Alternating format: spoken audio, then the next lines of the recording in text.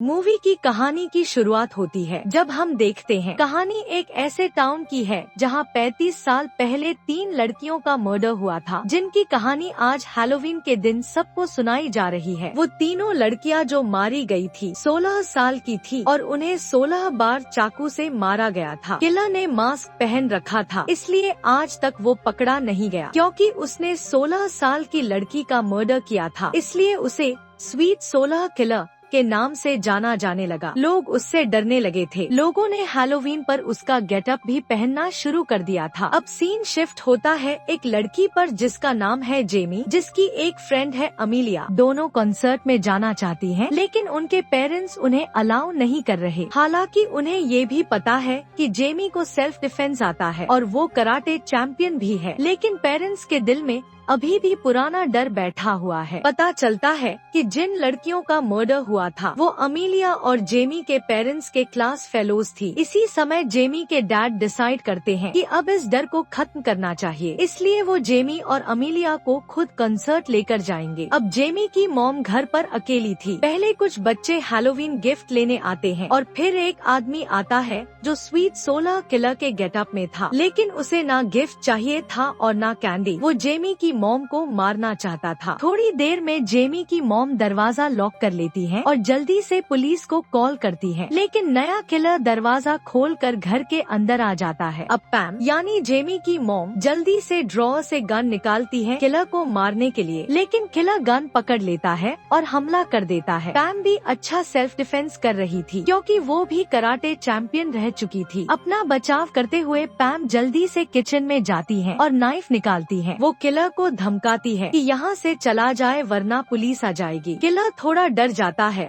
और पीछे मुड़ने लगता है। पैम को लगता है कि वो चला गया, लेकिन अचानक किलर पीछे से पैम पर हमला कर देता है और उसे कई बार चाकू मारता है। किलर वहाँ से भाग जाता है और पुलिस वहाँ पहुँचती है। न्यूज रिपोर्टर क्रीस सबको बताता है कि पैम को भी 16 बार चाकू मारा गया और उसे मार दिया गया, यानी स्वीट 16 किलर वापस आ गया है। जेमी अपनी मॉम की मौत से बहुत दुखी थी। अगले दिन स्कूल ऑफिसर्स जेमी को बुलाते हैं केस की इन्वेस्टिगेशन के लिए, जहां उसे बताया जाता है कि पैम कई दिनों से न्यूज रिपोर्टर क्रीस के कांटेक्ट में थी, इसलिए जेमी जाकर क्रीस से मिलती है। जेमी पूछती है कि तुमने मेरी मॉम को इतने मैसेजेस क्यों भेजे थे। क्रीस बताता है कि कुछ दिन पहले किलर ने तुम्हारी मॉम को एक नोट भेजा था जिसमें लिखा था यू आर नेक्स्ट। हम दोनों मिलकर सीरियल किलर को पकड़ने की कोशिश कर रहे थे। यह सुनकर जेमी अपनी फ्रेंड अमीलिया से बात करती है। यहाँ अमीलिया ने अपने साइंस फेयर के लिए अपनी मॉम की मदद से एक टाइम मशीन बनाई थी। जेमी कहती है कि उसने टाइम मशीन में वही डेट डाली है जब उसकी मॉम के फ्रेंड्स का मर्डर हुआ था 35 साल पहले। अमीलिया जेमी को बताती है कि अगर हम पास्ट में जाकर वो पुराने मर्डर्स रोक दें तो तुम्हारी मॉम आज भी जिंदा होगी, लेकिन प्रॉब्लम यह है कि वो टाइम मशीन अभी काम नहीं कर रही। अब रात में अमीलिया और जेमी दोनों टाइम मशीन के पास थी। वे आपस में बात कर रही थी। अचानक स्वीट 16 किलर भी वहाँ आ जाता है जेमी पर हमला करने के लिए। जेमी अपनी जान बचाने के लिए टाइम मशीन में छुप जाती है, जहाँ किलर अभी भी जेमी पर चाकू से हमला करने की कोशिश कर रहा था और गलती से उसका नाइफ टाइम मशीन में लग जाता है। जैसे ही ऐसा होता है टाइम मशीन चालू हो जाती है और देखते ही देखते जेमी उसी तारीख पर पहुंच जाती है जब स्वीट 16 किलर ने पहला मर्डर किया था। अब उसकी टाइम मशीन भी टूट चुकी थी। जेमी सबसे पहले टाइम मशीन को छुपा देती है और फिर अपने माता पिता के कॉलेज पहुंचती है। स्कूल में उसे वही 3 लड़कियां भी मिलती हैं जिनका बाद में मर्डर होने वाला था। यहाँ एक लड़की जेमी पर बहुत सारे बॉल्स फेंकती है। जेमी को पता चलता है कि ये उसकी माँ पैम है, जो अपने स्कूल टाइम में बहुत बोल्ड थी। साथ ही उसका पूरा ग्रुप भी स्कूल में बहुत फेमस था। इसके बाद जेमी अमीलिया की मॉम के पास जाती है और उसे बताती है कि मैं फ्यूचर से आई हूँ। तुम्हारी डायरी की मदद से तुम्हारी बेटी अमीलिया ने टाइम मशीन बनाई थी, जिसकी मदद से मैं आज यहाँ पहुँच पाई हूँ। अमीलिया की मॉम को इस बात पर यकीन करना मुश्किल हो रहा था क्योंकि वो खुद टाइम मशीन पर रिसर्च कर रही थी और उसने अब तक अपनी रिसर्च और डायरी के बारे में किसी को नहीं बताया था। जेमी अमीलिया की मॉम को बताती है, आज रात तुम्हारे ग्रुप की 3 लड़कियों का मर्डर होने वाला है और कई साल बाद वही किलर मेरी माँ को भी मारेगा। मैं यहाँ सब कुछ ठीक करने के लिए आई हूँ। जेमी अमीलिया की मॉम को अपनी टूटी हुई टाइम मशीन दिखाती है और बताती है कि पहले ये मशीन काम नहीं कर रही थी। फिर जब किलर ने मुझ पर हमला किया तो गलती से उसका नाइफ मशीन में लग गया और अचानक मशीन चलने लगी। अमीलिया की मॉम कहती है कि इसमें सिर्फ एक कंडक्टर की कमी थी जो उस नाइफ से पूरी हो गई और इसलिए मशीन ने काम किया। अब अमीलिया की मॉम टाइम मशीन को ठीक करने लगती है क्योंकि इसी से जेमी को वापस फ्यूचर जाना था। अब फ्यूचर में दिखाया जाता है कि जेमी के गायब होने पर उसके डैड बहुत परेशान हैं। पुलिस ऑफिसर्स उसे ढूंढने की कोशिश कर रहे हैं। अमीलिया ऑफिसर्स को बताती है कि जेमी मेरी टाइम मशीन से पास्ट में गई है। सिर्फ न्यूज रिपोर्टर क्रीज को ये बात नहीं बताई जाती। यहाँ पास्ट में दिखाया जाता है कि अमीलिया की मॉम और जेमी अब एक पार्टी में पहुँच चुके हैं जहाँ पहला मर्डर होने वाला है। जेमी अपनी माँ पैम के ग्रुप से कहती है कि आप लोग केयरफुल रहें, आप लोग डेंजर में हैं। लेकिन वो लोग उसकी बात नहीं सुनते और उसका मजाक उड़ाते हैं और उसे पार्टी से बाहर निकाल देते हैं। लेकिन जेमी हार नहीं मानती, वो पार्टी में इन चारों पर नजर रखती है। हम देखते हैं कि पैम की एक फ्रेंड ऊपर अपने बेडरूम में जाती है। तभी अचानक उसे स्वीट 16 किलर का मास्क दिखाई देता है। उसे लगता है कि ये उसका कोई फ्रेंड है, लेकिन किलर उसके पास आता है और बेरहमी से उसे 16 बार चाकू मारता है जिससे उसकी मौत हो जाती है। उसकी आवाज सुनकर जेमी और पैम जल्दी से उसके कमरे में पहुंचते हैं और उसे मरा हुआ देखकर पैम बहुत ज्यादा डर जाती है। जेमी उसे धीरे धीरे पार्टी से बाहर लेकर आती है। यहाँ पैम पूछती है, तुम्हें कैसे पता चला कि हम में से कोई खतरे में था? फिर जेमी सच न बताते हुए पैम से कहती है कि मुझे बस फ्यूचर का पता था, इसलिए मुझे ये सब पहले से मालूम था। यहाँ फ्यूचर में दिखाया जाता है कि क्रीज अमीलिया के पास आता है। क्रीज उसे बताता है कि मुझे हमेशा से पता था कि पहली लड़की का मर्डर बेडरूम में नहीं बल्कि गैराज में हुआ था, लेकिन अब जब हम पास्ट की फोटोज देखते हैं तो मर्डर बेडरूम में दिखाई देता है। इस पर अमीलिया उसे समझाती है कि क्योंकि जेमी फ्यूचर से पास्ट में गई है, शायद इसी वजह से पास्ट भी बदल गया है। उन्हीं पास्ट की फोटोज में अमीलिया को जेमी भी दिखाई देती है और थोड़ी देर बाद उसे जेमी से एक मैसेज मिलता है जिसमें लिखा होता है कि तुम्हारी टाइम मशीन में कंडक्टर की कमी थी। ये पढ़ते ही अमीलिया फिर से टाइम मशीन बनाने में लग जाती है। मूवी में फिर दिखाते हैं कि जेमी अपनी माँ पैम के ग्रुप के साथ है। सब लोग अपनी दोस्त के मर्डर से बहुत दुखी हैं। यहाँ जेमी उन्हें आइडिया देती है कि क्यों न कहीं दूर जाकर पार्टी की जाए। अब उनकी क्लास शुरू होती है। जेमी एक लड़की के साथ बैठती है जिसकी राइटिंग ठीक वैसी ही थी जैसी उसकी माँ के किलर की थी। अगले दिन जिस घर में ये लोग पार्टी करने आए थे वही घर जेमी को पहचान में आता है जहाँ दूसरा मर्डर हुआ था। पैम का पूरा ग्रुप और उनके दोस्त भी यहाँ बुलाए गए थे। सब स्विमिंग पूल में खूब एंजॉय कर रहे थे, लेकिन दूसरी तरफ जेमी बहुत परेशान थी क्योंकि उसे अभी तक किलर के बारे में कोई क्लू नहीं मिला था। आज जो लड़की मारी जाने वाली थी वो पैम की एक और दोस्त थी जो अपने कमरे में आराम कर रही थी। अब किलर उसे मारने आता है। वो लड़की बचने के लिए भागती है। उसकी चिल्लाने की आवाज सब सुनते हैं। सब लोग दौड़कर वहाँ पहुँचते हैं, लेकिन कुछ करने से पहले ही किलर उसे 16 बार चाकू मारकर मार डालता है। पास्ट में जेमी और उसके दोस्त किलर को पकड़ने की कोशिश करते हैं, लेकिन किलर आसानी से दोनों को मारकर भाग जाता है। इस मर्डर की खबर क्रीज के पापा पास्ट में न्यूज में देते हैं। अब अमीलिया की मॉम जेमी को बताती है कि वो उसकी टाइम मशीन ठीक नहीं कर सकती क्योंकि उसमें कई पार्ट्स फ्यूचर के हैं। लेकिन चिंता मत करो, मैंने टाइम मशीन का एक छोटा और मेन हिस्सा बना लिया है। अब बस एक बड़ा पावर हाउस चाहिए जिससे मशीन फिर से चल सकेगी। जब वो बात कर रहे थे तो जेमी को उस लड़की का ट्रक दिखाई देता है जिसकी राइटिंग किलर जैसी थी। जेमी सब कुछ छोड़कर उस ट्रक को चेक करने जाती है, लेकिन वहाँ सिर्फ खिलौने मिलते हैं और वो लड़का भी बहुत डरा हुआ था। जब वे बात कर ही रहे थे तभी डॉग नाम का एक लड़का आता है जो पैम का क्लास फेलो था। वो कहता है कि अगर कोई प्रॉब्लम है तो बताओ, मैं कराटे चैंपियन हूँ और सब आसानी से संभाल लेता हूँ। इसके बाद जेमी वापस अमीलिया की मॉम के पास जाती है जो अब भी टाइम मशीन के लिए पावर हाउस ढूंढ रही थी। तभी जेमी को एक स्विंग दिखती है जो परफेक्ट पावर हाउस बन सकता था। अब ये लोग उस स्विंग के पास जाते हैं और वहाँ के कंट्रोलर किलर से कहते हैं कि आपकी स्विंग में कुछ खराबी है, हम उसे ठीक करना चाहते हैं, अगर आप इजाजत दें। स्विंग वाला भी मान जाता है और वहाँ से चला जाता है। अब अमीलिया की मॉम उस स्विंग को टाइम मशीन से जोड़ने लगती है। दूसरी तरफ जेमी फिर से पैम के ग्रुप से मिलती है और उन्हें बताती है कि जो लड़की कल मारी गई थी, समय के हिसाब से आज उस लड़की का मर्डर होने वाला था, जबकि कल किलर को एक दूसरी लड़की को मारना था। अब क्योंकि वो अपना सही टारगेट नहीं मार पाया था, इसलिए आज वो जरूर वापस आएगा इस लड़की को मारने के लिए। अगर हम सब मिलकर काम करें तो हम इस लड़की की जान बचा सकते हैं और किलर को पकड़ भी सकते हैं। सब लोग उसकी मदद के लिए तैयार हो जाते हैं। फिर दिखाया जाता है फ्यूचर में कि अमीलिया ने भी अपनी टाइम मशीन बना ली है। वो क्रिस को बताती है कि हमें इसे एक्टिवेट करने के लिए एक मेटल कंडक्टर चाहिए, तुम जाकर इसे ले आओ। पास में ये लोग किलर को पकड़ने की प्लानिंग कर रहे थे। अब जिमी उस लड़की को पावर हाउस की तरफ भेजती है जिसे किलर मारने वाला था। जैसे उसने सोचा था, किलर भी वहाँ पहुँच जाता है, लेकिन उस लड़की को मारने से पहले वो जिमी को देखता है। जिमी वही लड़की थी जिसने पिछले मर्डर में भी उसे पकड़ने की कोशिश की थी। किलर सोचता है कि क्यों न पहले जिमी को ही मार दूं। जब वो जिमी पर हमला करता है तो जिमी अपने सेल्फ डिफेंस से खुद को बचा लेती है। किलर जिमी पर जोरदार हमला करने ही वाला था, तभी पास में जिमी के पापा और बाकी लोग भी आ जाते हैं। किलर अकेला उन सब से लड़ रहा था। उसके फाइटिंग स्किल्स बहुत अच्छे थे, उसने एक साथ सबको काबू में कर रखा था। किलर सब पर ध्यान लगाए हुए था। तभी एक लड़की पीछे से उसे एक बड़ी लकड़ी से मारती है और उसे मार डालती है। आखिरकार किलर मर जाता है। अब ये लोग किलर का मास्क हटाते हैं तो पता चलता है कि ये वही लड़का डॉग था जिसने पहले जिमी से बात की थी और खुद को कराटे चैंपियन बताया था। लेकिन अब सवाल था कि डॉग ने अपने क्लासमेट को क्यों मारा। फिर ये लोग डॉग के गले में एक पेंडेंट देखते हैं जिसमें एक लड़की की फोटो थी। पैम यानी जिमी की माँ बताती है कि ये लड़की डॉग की दोस्त थी। वो बहुत मोटी और अजीब लगती थी, इसलिए हम सब उसका मजाक उड़ाते थे। फिर एक दिन पैम की 3 दोस्तों ने उसे रात में बाहर बुलाया था। वो बहुत गुस्सा हुई और गुस्से में उसने बहुत शराब पी ली। फिर गाड़ी चलाते हुए एक्सीडेंट कर बैठी और उसकी मौत हो गई। डॉग को लगा कि उसकी दोस्त की मौत के पीछे ये तीनों लड़कियां जिम्मेदार हैं, इसलिए वो उन्हें मारना चाहता था। जिमी पैम से कहती है, तुम लोग कितने बुरे हो, ऐसी गंदी हरकत कर सकते हो, मुझे विश्वास नहीं हो रहा। पैम कहती है,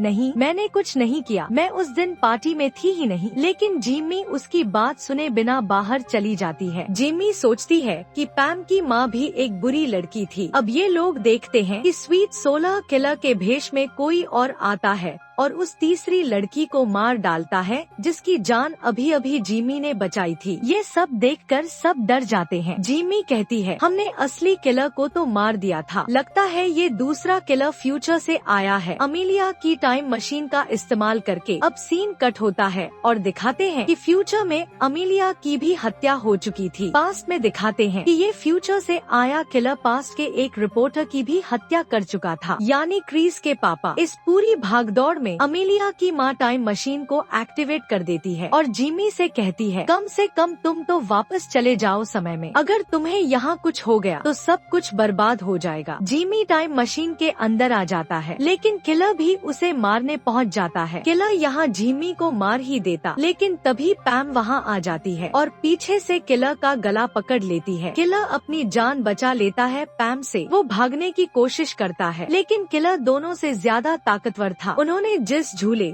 स्विंग पर टाइम मशीन लगाई थी, वो टाइम मशीन एक्टिवेट होने से तेजी से घूमने लगती है और इस वजह से सब लोग पीछे की तरफ धकेले जा रहे थे। कोई भी ठीक से हिल भी नहीं पा रहा था, लेकिन किलर धीरे धीरे जमीन के सहारे पैम की तरफ बढ़ता है और जैसे ही वो पैम को चाकू मारने ही वाला था, जिमी झूले का दरवाजा खोल देता है। दरवाजा खुलते ही हवा के जोर से पैम बाहर गिर जाती है। उसी हवा के दबाव से किलर का मास्क भी उड़ जाता है और अब हम किलर का असली चेहरा देख सकते थे। वो कोई और नहीं बल्कि फ्यूचर का न्यूज रिपोर्टर क्रिस था। उसने फ्यूचर में अमीलिया की टाइम मशीन का इस्तेमाल किया था और यहाँ आ गया था। फ्यूचर में उसने जिमी की माँ पैम को भी मार डाला था ताकि स्वीट 16 की कहानी चलती रहे। लोग धीरे धीरे इस कहानी को भूल रहे थे, लेकिन क्रिस बार बार इस कहानी को दिखाकर पैसे कमाता था। जिमी पूछती है, तुमने अपने पापा को क्यों मारा? क्रिस जवाब देता है, वो कभी मेरा ध्यान नहीं रखते थे, इसलिए मैंने उन्हें मार दिया। अब किलर